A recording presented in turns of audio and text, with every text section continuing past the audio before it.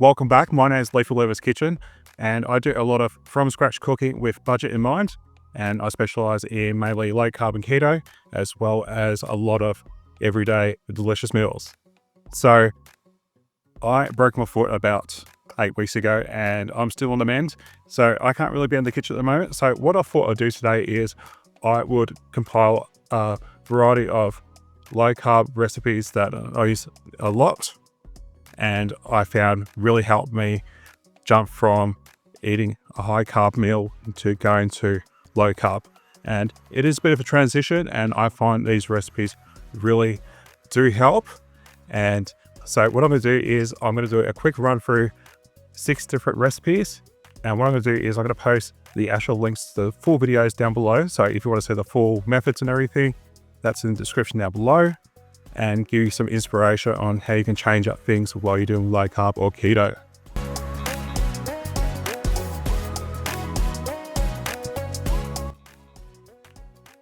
So for our first recipe, we're going to do the viral cottage cheese wrap. And I think every single person that does keto or low carb has tried this. And I think everyone should try this, even though I wasn't a huge fan of it. And it's so easy to make. All you need is just a tub of cottage cheese, and you can empty that into a food processor. We're going to add 2 eggs, and you can also add any seasonings that you want.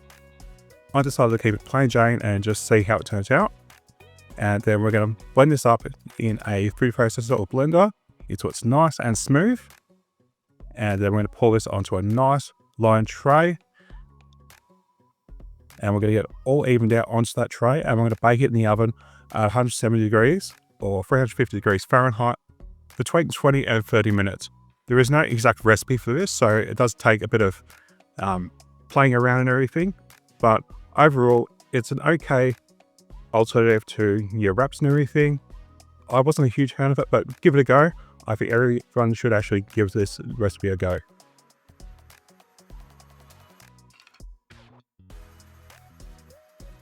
For our second recipe, I'm actually going to turn the viral cottage cheese wrap into some pasta. And I thought I'd give this a go since I wasn't a huge fan of it as an actual wrap, but I thought it might turn out pretty good as an actual pasta. So I did it the exact same way, and I baked it. And then after I baked it, I've just cut the sides where it's a little bit too crispy or anything, so I can roll it up. And I roll it up and actually slice it into thins about the fettuccine length. And all we have to do is just put this into our sauce.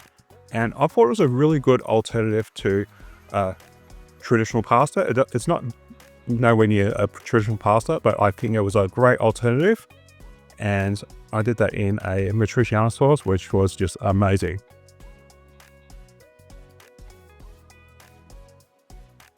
So for our third recipe, we're going to do the Carnivore pizza crust. And this is so easy to make. And while it's not your traditional pizza, I think it's a great alternative. And I think it tastes bloody amazing. It's great for carrying all your toppings and everything on your pizzas. And it's really easy to make. So all we need to do is we need to grab a tin of canned chicken. And then we're going to drain this into a cloth or something. And we're going to wring out all of that liquid. We want this as dry as possible. Then I'm going to add a 1/4 cup of Parmesan cheese into this, get it all mixed in, and then we're going to add 1 egg. That is it, and we're just going to stir this until it's all combined. Then after that, we're going to pour this onto some parchment paper or greaseproof paper, and we're going to flatten it out into a circle like a pizza. And I like to put another piece of parchment paper over the top, and that helps really flatten it out properly. And then we're going to bake this in the oven at 180 degrees or 375 degrees Fahrenheit. And we're going to bake this for about 10 minutes, 10-15 minutes until it starts to get nice and golden. And then after that, we can take it out of the oven. I like to flip it over so the top part that it's got nice and crispy is on the bottom. And then we can put all our toppings on.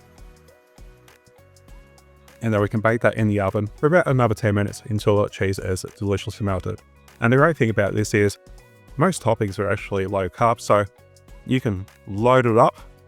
Just keep in mind it's going to account for a lot of calories and everything, but it's a small pizza, and the really good thing about it is it really does satiate you. And I think it's a really good recipe to do midweek or anything like that. So I think everyone should give that one a go.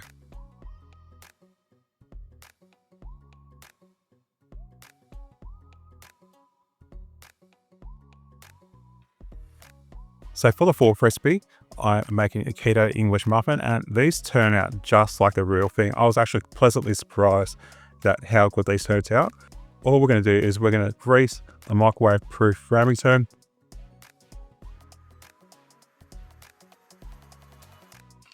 And we're going to add 3 tablespoons of almond flour to the bowl.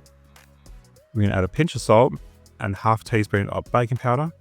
And we're going to stir that until it's all combined to make sure it's all even. And then we're going to add 1 egg white. And we're going to stir that until it's all combined. Then we're going to pour that into a ramekin and make sure it's all evened out. And then we're going to put this in the microwave. Now it's going to depend on what sort of microwave you had. My microwave is a 1200 watt microwave. So you want to bake this, you want to put this in the microwave for about 60 seconds. If your microwave is less wattage, maybe up to 90 seconds. So once it comes out of the microwave, you want to take it out the ramekin and you want to slice this in half. And this is where we get the texture of the really nice muffin. We're going to actually put this into a skillet, no oil or anything, nice and dry. And we're just going to give it a really good toast on both sides. And you get that really nice texture of your muffin.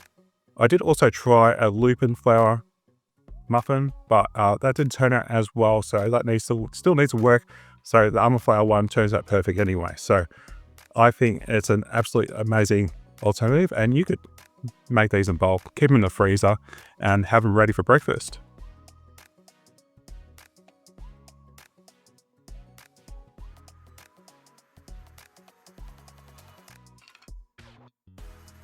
So for the fifth recipe, I made keto fries. Now, these are just halloumi fries, and the reason why I went with halloumi fries is I've tried a few keto recipes that use almond flour and xanthan gum, which it was a lot of xanthan gum, and they just turned out like cardboard.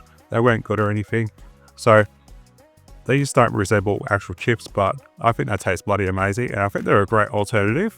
And I think that's the thing with keto, you got to really find some alternatives. So what I did was I got some halloumi cheese and I sliced a nice slab off, and I've just sliced that into battens. Now you can slice this into a little bit smaller battens than I actually did here because they turned out huge. Once we're finished cutting up the halloumi into battens, we're going to dry it off a paper towel, get them nice and dry so they actually crisp them up nicely. And then we're going to put it into a bowl, add a little bit of olive oil spray, and any seasonings that you want. So I just use a bit of a barbecue seasoning and just sprinkle that on. And then we're going to put it onto the air fryer rack. And we're going to cook these for about 15 minutes. And halfway through, we're going to actually turn them over, make sure they get nice and crispy. And you'll notice because we preheated the actual air fryer, these aren't going to stick to it. And I think it's a great alternative. They don't taste like potato chips or fries or anything like that. I think they're bloody amazing. And, you know, I have them with a steak or something and I think they're great. So I think everyone should give that one a go.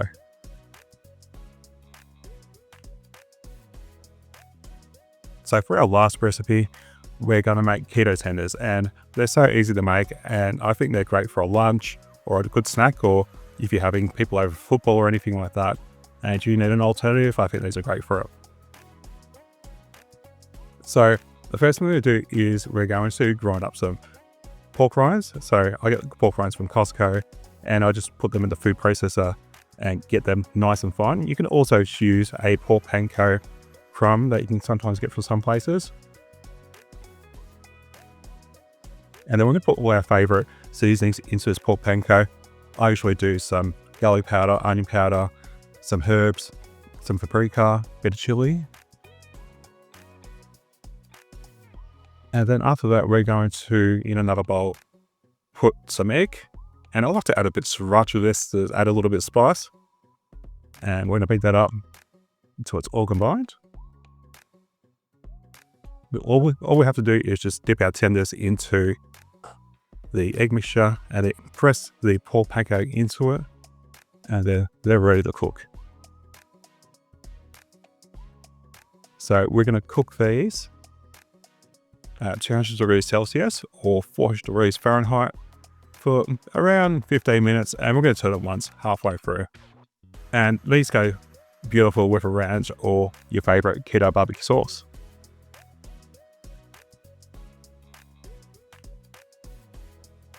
So I hope some of these recipes gave you some inspiration that you can change things up while you're on low carb or keto. And I really hope these help you out. And if you want more information on each of these videos, I'll post the actual links to each of the videos down below, and you can see the full methods and everything.